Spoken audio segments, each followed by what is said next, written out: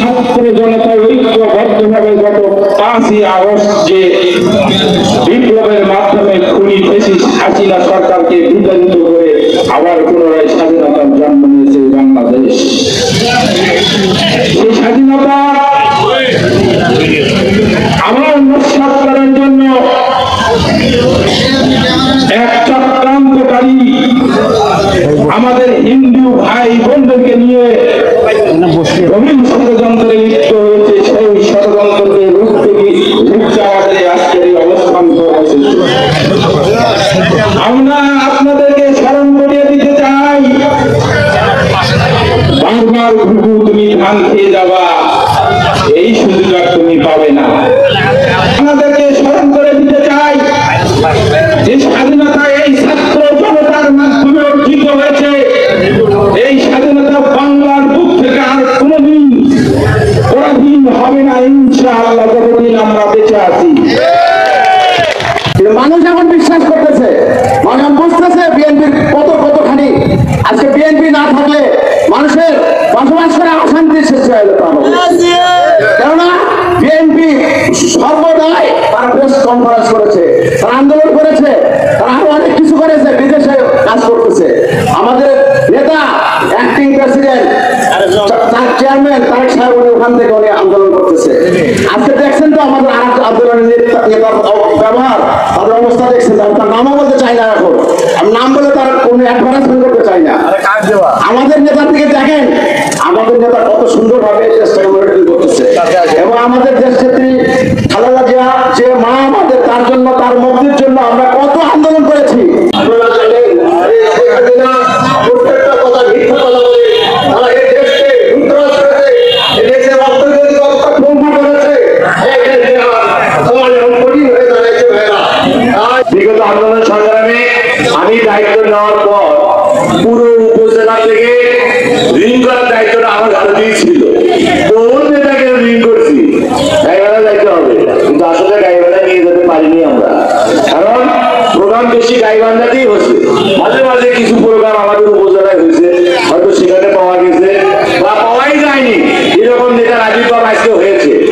কিন্তু আমি তাদের শুনে আমিও কথা বলতে চাই, অন্য দলের যেমন কালকে আমারই সহযোদ্ধা সাগালে ইউনিয়নের চেয়ারম্যান সাহেব বলছে যে আমি বিএনপিকে আগলিয়ে রেখেছি। কোথায়, কিভাবে ধ্বংস করে দিয়েছে সাগালে ইউনিয়ন বিএনপিকে? যাদেরকে আপনি আগলিয়ে রেখেছেন তাদেরকে আমরা কোনো প্রোগ্রামে আনতে পারিনি। বিএনপির নাকি ম্যাক্সিমাম নেতার মাথা কিনে ফেলেছে উনি। কার মাথা কিনছেন, কি করবেন? অসম্ভব, সাবধান হয়ে যান, মাথা কিনে কোনো কাজ হবে না। এবং খালেদা জিয়াকে বন্দী করা হয়েছিল, গ্রেফতার করা হয়েছিল। ওই মঈনুদ্দিন ফখরুদ্দিনের সময় তাকে বলা হয়েছিল, ম্যাডাম খালেদা জিয়া আপনাকে দেশের বাইরে যেতে হবে, আপনার পরিবার সহ এই দেশ ছেড়ে যেতে হবে। তখন আমার নেত্রী দেশনেত্রী এবং খালেদা জিয়া বলেছিলেন, এই দেশ স্বাধীনতা ঘোষণা করেছিল আমার স্বামী শহীদ প্রেসিডেন্ট জিয়াউর রহমান, এবং স্বাধীনতা ঘোষণাই করেননি, উনি সশরীরে মুক্তিযুদ্ধে অংশগ্রহণ করেছিল। বন্ধুরা আমার, উনি বলেছিলেন যে এদেশের লক্ষ লক্ষ ছেলে এবং এদেশে মাটি রেখে আমি কোনোদিন দেশের বাইরে যেতে পারবো না। তখন ওনাকে বলা হয়েছিল আপনার ছেলেদেরকে হত্যা করা হবে, মারা ফেলানো হবে, হুমকি দেওয়া হয়েছিল। তারপরও বলছিল এদেশে আমার অনেক লক্ষ লক্ষ সন্তান রয়েছে, তাদেরকে ছেড়ে আমি দেশের বাইরে যাব না। বন্ধুরা আমার, এই তো বেগম খালেদা জিয়া, এই তো আপসী নেত্রী দেশ নেত্রী এবং খালেদা জিয়া, ঠিক কিনা? গর্ভমদের আলাদা, নেত্রীর মধ্যে খালেদা। আমি সাথী বন্ধুরা, উনি ওনার বিশ্ববিদ্যালয়ের ছোটবেলায় লক্ষ লক্ষ টাকা কামিয়েছে।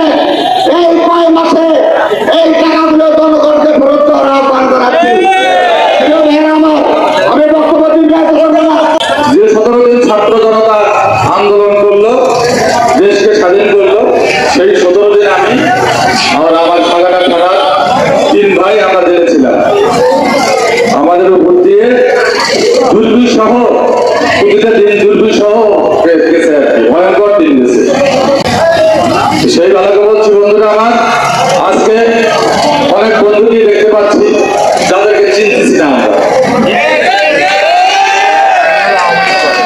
আমরা তাদেরকে চিনতেছি না। 17 বছরে আমার মনে হয় তাদেরকে, তারা আমার 17 দিনও মনে হয় আমার চোখের সামনে পড়ে নাই। আমরা আমাদের নেতৃবৃন্দ আমরা দেখছি আজ এই কয়েকদিনের মধ্যে অনেক আওয়ামী লীগের নেতা কর্মীদেরকে তারা ঠাই দেওয়ার এবং সহযোগিতা করার জন্য পায়তারা করছে। সকল নেতৃবৃন্দকে বলতে চাই, আমাদের 17 বছরে অনেক লাঞ্ছিত, অনেক অত্যাচার সহ্য করেছে, অত সহজে ওদেরকে ছাড় দেওয়া হবে না। এই হাসিনা সরকারকে হটানোর জন্য যারা আমাদের বিএনপির নেতৃবৃন্দ ইন্তেকাল করেছে, শাহাদত বরণ করেছে, শহীদ হয়েছে, তাদের সকলকে আমি